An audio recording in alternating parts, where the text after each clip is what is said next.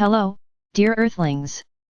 Today we want to continue our message from yesterday to explain to you in more detail the process of leaving the physical plane of non-divine beings embodied in human bodies.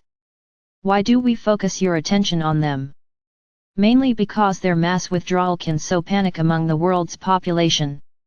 In fact, this will be the greatest good for those who managed to stay afloat in the midst of a raging ocean of madness and absurdity, in which you were immersed by the puppets of the deep state, who are in key positions in most countries of the world and in international organizations. Remember the recently imposed pandemic on you, which was not only their weapon to destroy humanity, but also a test of obedience to the human herd, as they used to call you. And after all, the herd turned out to be surprisingly obedient, so much so that it shocked them themselves. Very few managed to fight off him and, despite all sorts of threats and blackmail, defend their right to dispose of their own body, and therefore their lives.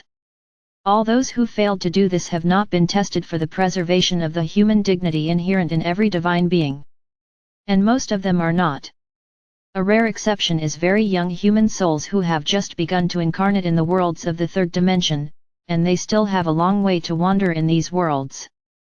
Those who submitted immediately and without hesitation are clones, biorobots, lower caste reptiles, as well as creatures from low-vibration civilizations that incarnated on Earth to gain a new experience.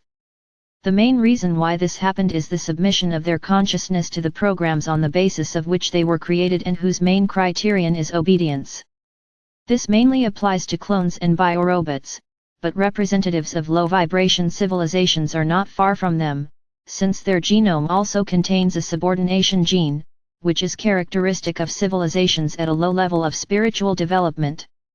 Based on the above, it can be said that creatures who are subject to someone else's influence and do not have their own opinion, in any case, are not able to rise their consciousness to the level of the fourth and even more so the fifth dimension in a short time.